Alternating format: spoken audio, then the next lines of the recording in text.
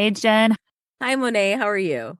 I'm good. This is the second week of school for my kids, so I feel like we're kind of getting into that routine, which feels good. Last week was a little crazy, but this week is starting to feel like we're getting the swing of things. How are you doing?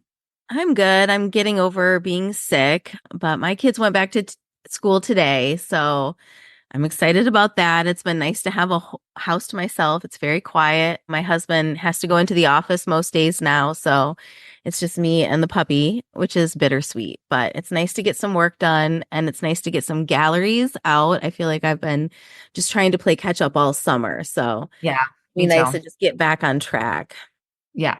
Yeah. There's Like ever something since, about that consistency that feels really, yeah. really good, really refreshing. So, yeah, a little early for me. Our kids start school really early. So I'm still trying to like wrap my mind around that. But I'm grateful that they are back in school. So, Yeah. well, do you want to launch into what we're talking about today? This, I think, is such an important topic and something that every birth worker and every birth photographer becomes very well acquainted with, and that's being on call. Yeah. It is the most unique aspect, I think, of this job, and perhaps the most challenging aspect of this job. It's something that we experience as birth photographers, but also doulas live this lifestyle, community-based midwives, right? Midwives that are like working home birth practices live this lifestyle. So we certainly aren't alone, but we definitely are a very small subset of the population that lives life like this. So we thought it would be good to talk about it, to talk about what it means for us, what it means for our families, the hardest parts, and the ways to make it a little bit easier. Hi, it's Monet and Jen, and we are the co-founders of Birth Becomes You. We are birth photographers and doulas with over 10 years of experience. We've attended over 1,000 births collectively. We started Birth Becomes You to create a safe space for new and experienced birth photographers to share and grow. We aim to equip and empower birth workers to feel confident in the birth space and take beautiful, world-changing images. We believe in a world where birth is visible, where shame is absent, where fear is translated to power, and where each individual's experience is honored as valid and valued. We are so glad you're here, and we can't wait to learn and connect with you. I think we should just start with a basic definition, Jen. What does it mean to be on call for you? Like when a client hires you, what do you typically say is your like on call period? I generally say between 38 and 42 weeks. And I know that's a little controversial because a lot of birth photographers will go on call at 37 weeks. But in Michigan, at 42 weeks, you do not have to be transferred to the hospital to be induced. So I've had clients go to 43 weeks. So I like to start my on call time between 38 and 42. And what that really means is if you call me at 36 weeks, 37 weeks, 29 weeks, I'm still coming to your birth. It's just a time frame for me to like set some parameters around, really. Right. Right. I find that if you're working with like a professional, like full-time birth photographer or birth worker, most of us are on call most of the year, if not all of the Yeah. year. And so we do kind of try to put parameters, like we try to say like 37 weeks, 38 weeks. But by and large, the majority of us are kind of on call for our clients really from the moment that they hire us. I've had clients call me very early due to an emergency or a situation that, of course, no one wants to have happen. But by and large, I'm able to either go myself or find a backup to go if I'm like out of town. But that so rarely happens because part of being on call is that it's very difficult to Right. go out of town. Right. So, When are you going out of town? right, right. That is quite, it's not as simple. And I think that when you are the birthing person, when you're having the baby, of course, it makes sense that someone is going to be available for you if you go into labor at 38 weeks or 41 weeks, right? It's your baby. It's the most important day in your life, obviously. It's a little bit harder though when you're a birth worker and you're working with like 30 or 40 families that have a similar big level event happening because I have to be that prepared not only for your family, but for many other families all at the Right. same time concurrently.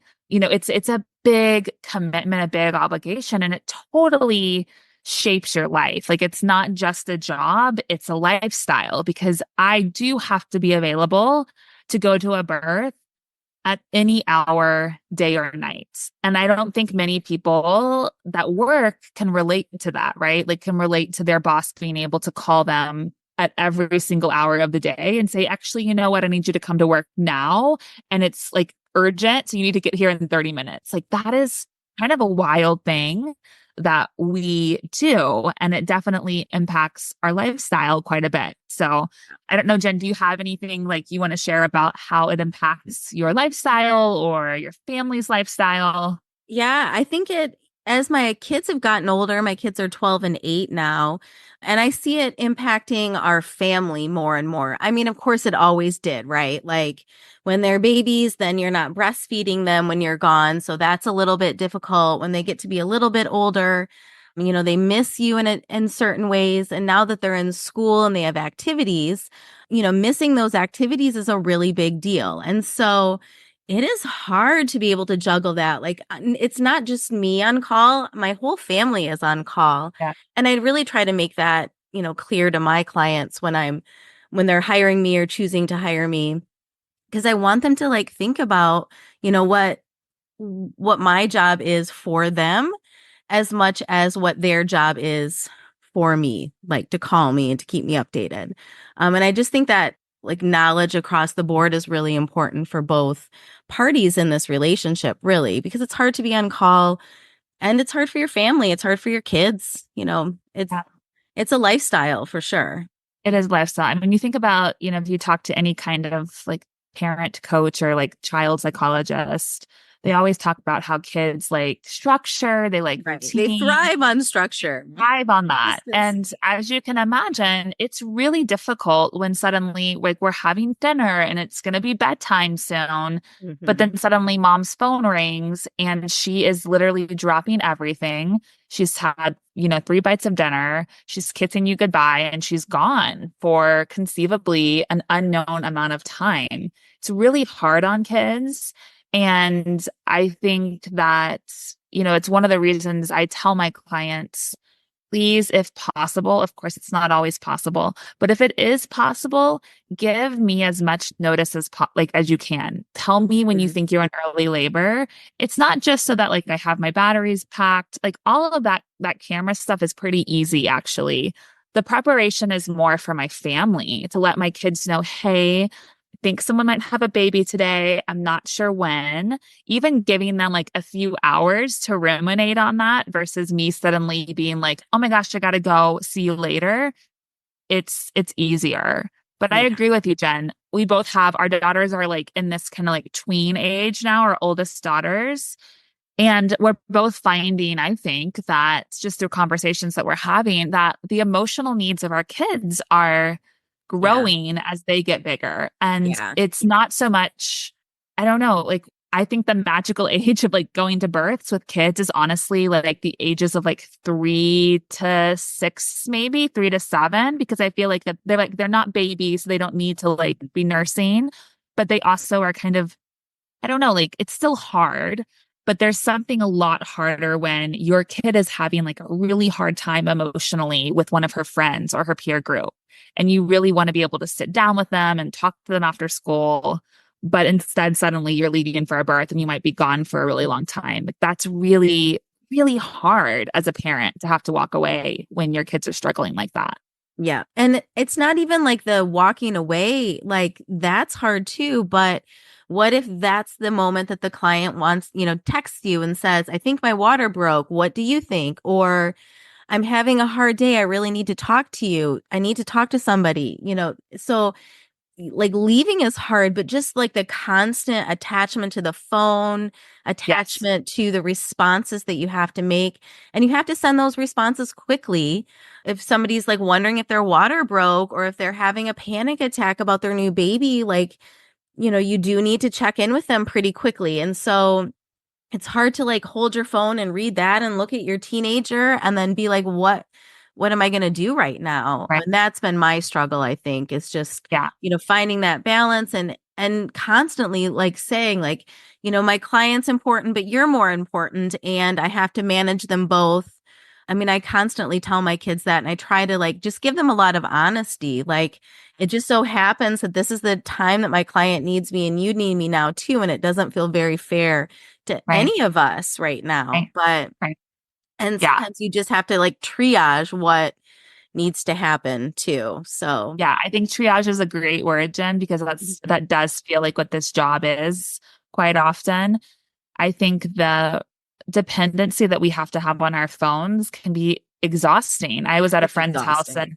and they were talking about how, like, at 9 o'clock, they all put their phones in this little box and it's like so relaxing for them because they get to, like, they turn their phones off and they go to sleep. And I just literally I don't was know what like that means. staring at them with my mouth probably like gaping open because there has not been a single night in the last year where I've been able to turn my phone off or where I've gone to sleep not being prepared to get woken up and go to a birth. And that level of kind of constantly having to be competent and on Yeah. is And wild. on. Yeah. I mean, I don't drink anymore, mainly because for me, like getting buzzed or like having a little bit too much to drink and then having to go to a birth just feels too, I can't, like, it's already complicated enough. And if I add in like Right. alcohol or another substance, it's just way more than I can handle. And so I don't drink anymore. And it's fine for the most part, but I think that there are times where I'm like, gosh, it's Friday night. I would really Yeah. like to like unwind and not even like drink, but just to like completely relax and Hmm. be to feel like I can just, It's a weekend yeah, it's or weekend and I'm going to get this time off with my family. And I yeah. don't and I don't get that really. Yeah. And it's hard. And I think Jen and I think we talk about this a lot with each other, right? This is the most support that we need. It's not the how do we take the most beautiful image or how do I handle this camera situation. Right. It's how do we handle being on call? And when is it okay to set boundaries? And when is it not okay to set boundaries? And is this appropriate? My 80-year-old dad came over last night and he's always trying to like troubleshoot my business. He was a business owner himself for 30 years. So he's always trying to troubleshoot my business. And I was talking about how hard it was to be on call. And he was like, well, he was like, you should just, like basically his answer was just like send a backup, when you don't feel like going or your kids are having a hard day. And we love backups. Backups are so important. I think they have to be utilized. Hmm. But I also think that people don't understand how emotionally difficult it is for us as birth photographers to send a backup. Yeah. Even when we know we should send one, even if it's like there's something really big and important going on, I need to send a backup. It still breaks my heart. I still feel really guilty because it's usually like a really big moment for my family or my kids or my husband, but it's also my client's really big moment. And of course, they want me to be there, right? Like Yeah. they want me, the person that they hired, to show up. They're very gracious if a backup has to come. They understand, but you're still having to disappoint somebody. And that's a hard Yeah. thing to do, especially if you're a people pleaser. And I think Yeah. Jen, we're both kind of people Oh, yeah. pleasers. So it's definitely emotional for us when we have Yeah. to set that boundary and we feel bad. I had somebody that had a baby on Eliza's eighth birthday. You remember this birth? I was talking to you Yeah. about it. And Yeah. I was at the birth earlier in the morning. So I wasn't there when she woke up. And her birthday is a really big deal to her. It really is. She talks about it all year long. And so I had to make the call in the middle of the day. Hey, I've got to bring in a backup because my daughter, she needs me to be with her for her birthday. Mhm. And I knew it was the right choice, but it still was hard. And I didn't want to have to make it. So it's just, Yeah. it's complicated. It's a complicated lifestyle, to It say the really least. is. It really is. I had a similar situation with Clementine's birthday, and this was a couple years ago. I mean, I've had multiple, times when that's, you know, happened since then, but this one just stood out because this client, my daughter's birthday party was like on a Sunday, and the client's water broke like early on like a Friday. And then she never went into labor. And I had to tell her, like, I told her on Friday night, I was like, well, I do, my daughter has a birthday party on Sunday. We have all these people coming to our house. And it was even outside of, I think, my call period, whatever. I would have gone to her birth anyway, of course. But she understood the birthday party situation. And it worked out. I ended up being able to go to her birth, but it was Sunday night or maybe even Monday morning. So she went all that time without having contractions. She ended up transferring out of like home birth care into the hospital, got induced. And, so it was the whole kind of thing before she had the baby. But the whole weekend, Yeah. she just kept thinking, like, I can't have this baby on Sunday because Right. then Jen won't be there. And that Right. sucks for her. And she's a repeat client. So we were able to like talk about this and have a conversation. And she was very understanding, as was I. I didn't want to miss her birth either. And so it was just one of those situations where you're just like, okay, well, have your baby now, Friday night, Saturday, all day Saturday, Saturday. And it just never happened. But anyway, eventually it did work out. But the whole time we were just all stressed. And Yes. there's just that like level of like, we not, you don't know what's going on. Plus, her water broke on Friday. So regardless of the birthday party or not, I was still going to that birth. And so you're still kind of waiting, Friday, Saturday, Sunday, that's a long wait just to kind of put everything on hold because when it's time, it's going to be time and it's going to be time fast. Yeah. So yeah, there's just always a lot of juggling. And for And me, I guess that's canceling and rescheduling. Yeah. yes. Yeah. And rescheduling. Yes. Yeah. That's I think that's a good point too, is that it's not just the being on call and waiting for the call, which is hard, but oftentimes, and you and I can relate to this, we get a call in the morning or in the middle of the night where someone, like you said, water broke oh or yeah. thinks they're in labor. And then you're in this really weird, like Limbo. liminal space where Mhm. it's not time to go to the birth, but you also probably shouldn't go out on the boat with your friends. You probably shouldn't go on a hike in the mountains. You probably shouldn't even go, to the farmer's market. You need to stay close to home. And so sometimes that means that I cancel like an entire day worth of plans. And then I sit at home the entire day because labor never ends up picking up. That happens a lot. I It mean, happens I a hate to lot. say it, it Yeah. happens a lot. And Yeah. it's a tricky part of this on call piece is that, you're always on call. And then when you get kind of an indication that something's happening, you're extra on call. And then you have to decide. Mhm. There was like, I wanted to go see a therapist and I was looking at her cancellation policy, which is something people don't think about either. Oh, But a lot of places, dentist office, like healthcare in general, like therapists, getting your hair cut, they have 24-hour cancellation policies where if you cancel less than 24 hours, you have to pay a fee. And sometimes it's a hefty fee. And so wow. I don't get my hair cut very often. I I'm sure I've made my dentist hate me because I've had to cancel so many dental appointments because a birth happens. Yep.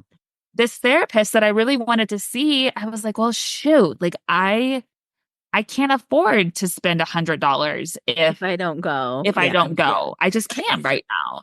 And so Yeah. it's things like that is just it's very unique to the lifestyle that we live and it's very challenging. So I think we've definitely talked about the hardest parts of being on call, but what are some ways to make being on call easier, Jen? Like what has worked for you or your family? I think always being prepared is Yes. something that, I'm all, I always have batteries charging. All my camera stuff is in the bag. And I take my bag with me a lot of places, which I don't love doing. So you're putting, tons of money worth of equipment in your car and it can get hot or cold depending on the weather, but it's the safest way for me. I also have to have a lot of plan Bs. Like there's a scenario and a second scenario in every situation, every Yes. single day, whether it's taking a kid to gymnastics practice or picking up somebody from volleyball or the team dinner or whatever. I have to have some sort of plan B. Even my kids, like they will say, are you going to pick me up or is that are you going to be at a birth? Like they need a plan B too, Right. whatever it is, especially if there's somebody kind of like with early labor or something like that. Right. But just lots of plan Bs, especially for my oldest. She has a hard time with not having a schedule. And so trying to like give her some sort of schedule in this job is imperative, but also really difficult. And whatever schedule I give her, it could be totally wrong. We have no idea. So I think that's ways that it's been easier, but it's still also, you're still juggling and you're still guessing. Yes. I mean, I'm constantly waiting for like the crystal ball that tells me like, okay, you will go to this birth in 16 hours. Like that would be lovely. I even had a midwife tell me yesterday she was at a hair salon and she was getting color and she thought she had all this time and she was just so happy. And then her client called her in labor and she had to have the stylist wash everything out. She has like long, long hair. So it was like your hair. So it was just a lot. When she, of course, was apologizing the whole time and then had to leave. So, Um, I mean, we've all done that. We've all had to like do those situations. And so, plan B for that. I mean, every single doctor's office, haircut place, everything, they all know what I do.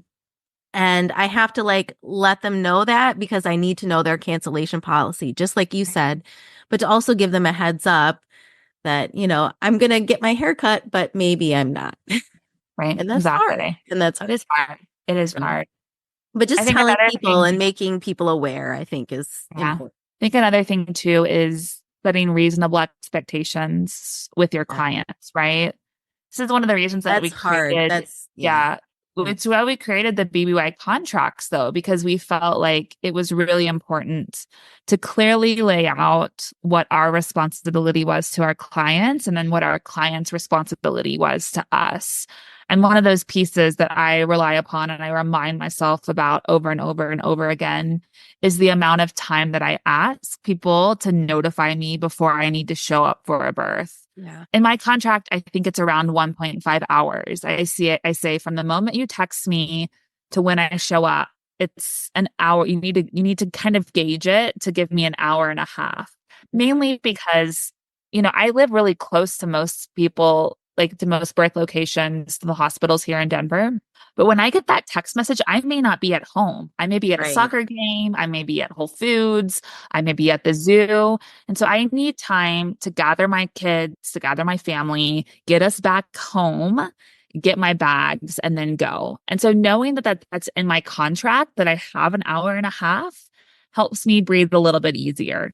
Of course, it sucks when somebody texts you and they're having a precipitous birth. That's like nobody's fault, right? It's Right. not their fault. It's not my fault, but we are human beings. And so it's not reasonable for someone to text you and then you just show up to their house in 15 minutes. Mm. That's, unless you live right Really next door, hard. it's Yeah. really hard to make that happen.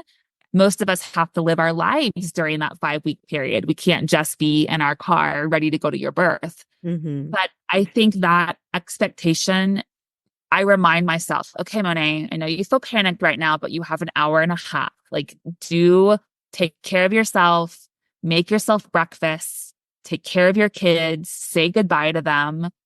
Yes, it's important to make it to this birth, but you have to regulate your nervous system to stay in this long term. And if you are just like, oh, you gotta call Frantic. Yeah. it. Yeah. It's a very intense adrenaline energy Mm. that's not good for you. And it's not good for the person that you're about to be with, the birthing person you're about to be with. That adrenaline energy is not great. So It's take not that great for your time. family either. I No, mean, no. You gotta especially when really, you're like running out the door, you got to try to make it as yes, smooth as possible, which is yes, hard, yeah. impossible, but It is.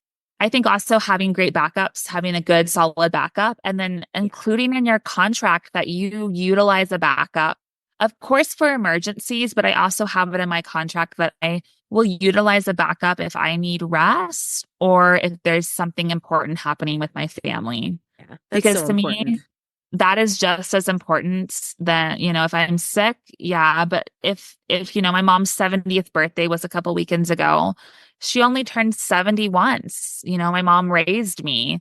She's a very important person in my life. It was important that I was there with her just for a couple of hours, but that I was there. And so I think it's okay to set up boundaries around your life. A lot of birth workers feel, and you see some of this tension in some of these Facebook groups where doulas will be like, I would never, I would never miss a client's birth and I would never. And it's like, I understand. And of course, you want to be committed to clients and you don't want to be wishy washy and you don't want to, take people on.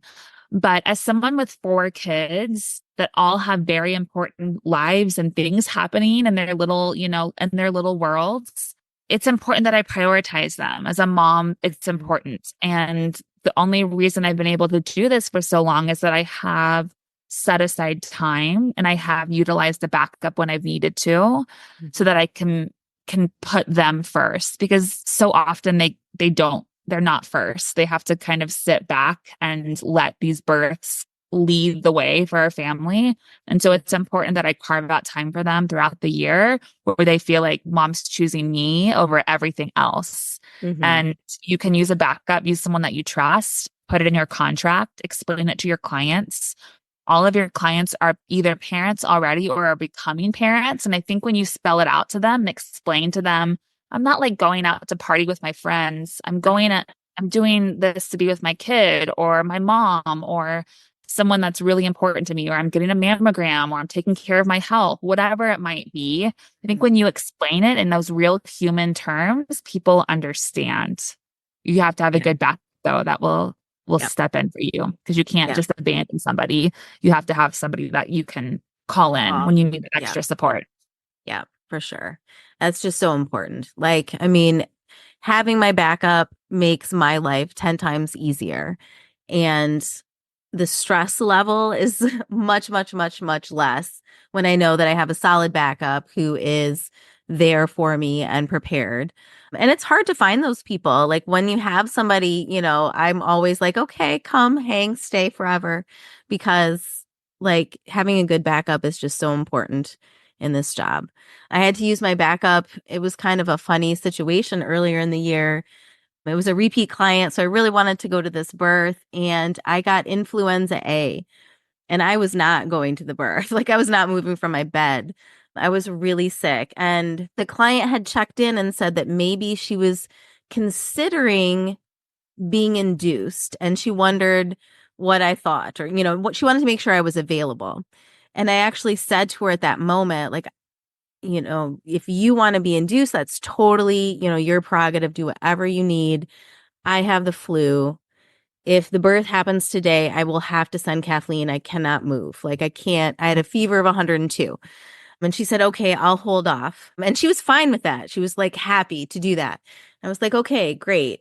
And I remember texting with my backup, Kathleen, before this. And I was like, should I tell her? And Kathleen was like, I think you should tell her. So that's what we did. And then I kid you not, 2 hours later, the client texted, she said, my water broke.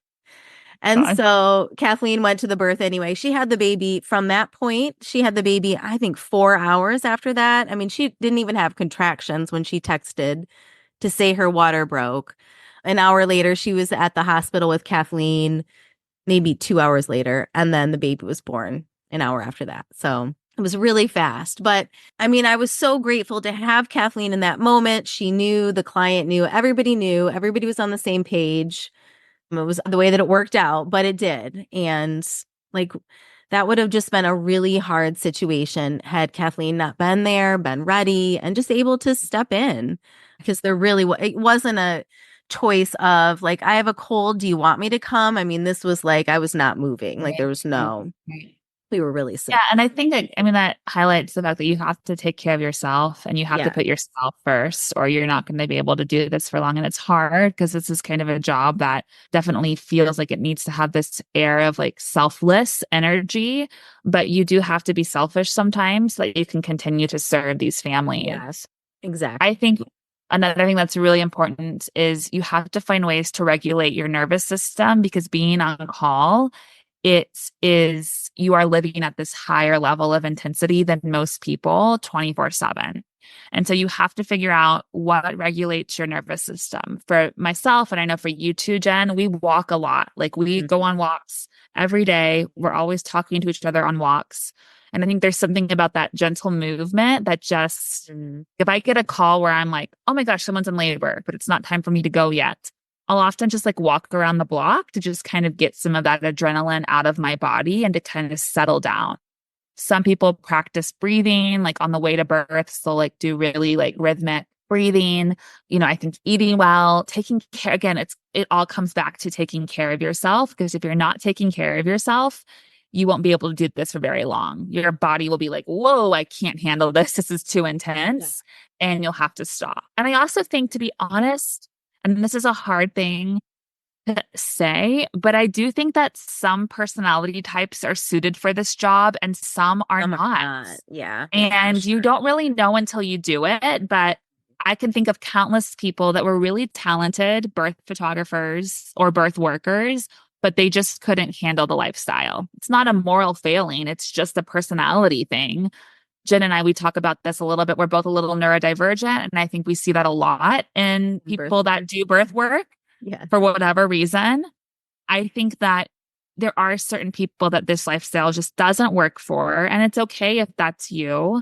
But there are things you can do. You could work in a collective. There's ways Yes. to mitigate some of the stressors if you love this job, but you don't necessarily feel like you can do the 24/7 on-call lifestyle, Mhm. you know? I I mean, I think think that's why lots of yeah, people work in the hospital, right? It's yeah, because it's the shift work. They love right, birth, but they don't want to be on call 24/7. So right. I get it. Yeah, no, I think the collective is a great idea. I wish Yeah. there were more collectives, and I wish that was an easier model for everybody to continue to use, because I think moving forward, birth work, you need somebody in it with you. You need a teammate, you Yeah. need a team, you need a partner, whatever it is. It's hard to do this work solo. So having people around you, really makes it not only sustainable, but more enjoyable too. Absolutely. I Mhm. totally agree. Having coworkers, it's nice to have them. Yeah. Yeah. And you get to pick them in a Right. sense, because Right. you're an entrepreneur and you get to do that. And That's that the is the nice part. cool part of the job for sure. Yeah.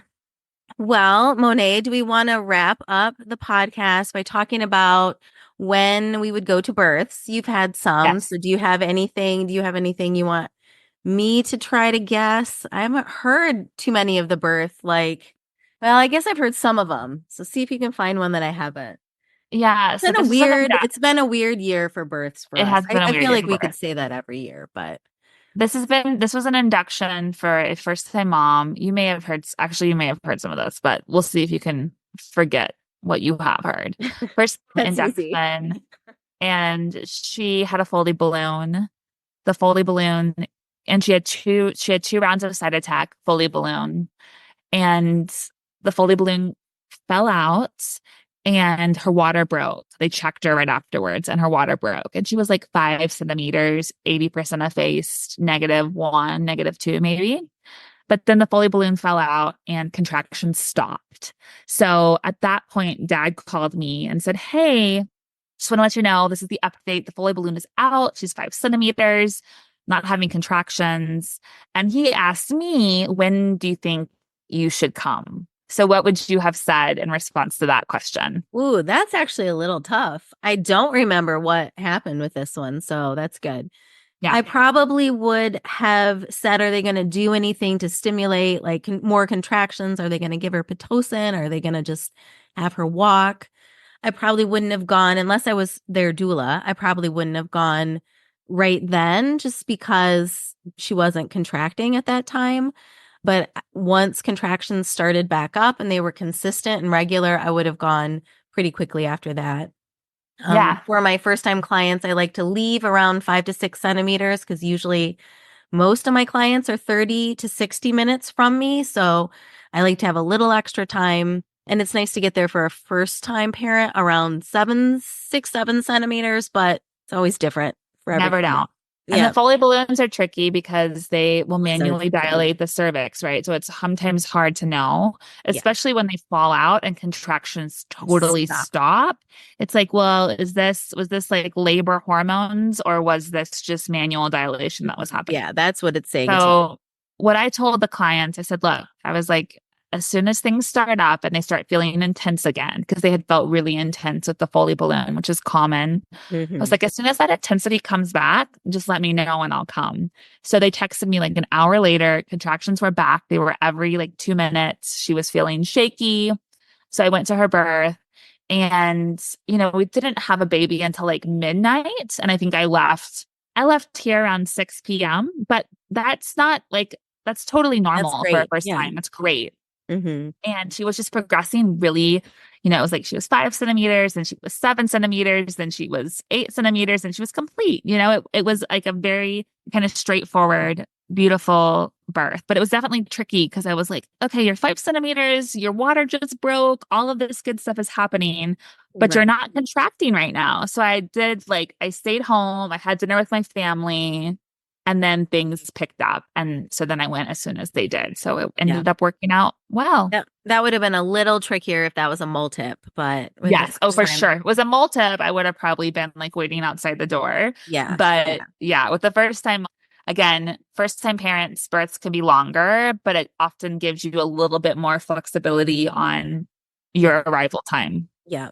Being on call for multips is, I think, a lot more stressful in a lot of ways than It being on is. call Yeah. first time parents. Yeah. Because when things happen, they can often happen very quickly and they can kind of pick up out of nowhere. So Hmm. you do have to be extra prepared if you have multips, especially if you have multips that have had precipitous births, which, Yeah. we've all had. So Yeah. Yeah. It's going to be a fun perfect. fall. I have like 3 of those. So, Yeah. well, it was great talking with you today. Thank you so much, everybody, for listening. And we're so appreciative that you're here and joining us on the podcast. So, yeah, Yes, we love it. And thanks for all of your sweet messages. They mean the world to us. So thank we you. really do. Thanks. Thanks for tuning in. Find out more about us, our courses, and other tools for birth photography at birthbecomesyou.com. And make sure to follow along on Instagram and Facebook at Birth Becomes You. And if you love listening, make sure to give us 5 stars on Apple Podcasts and subscribe wherever you listen. Thanks. Catch you on the flip side.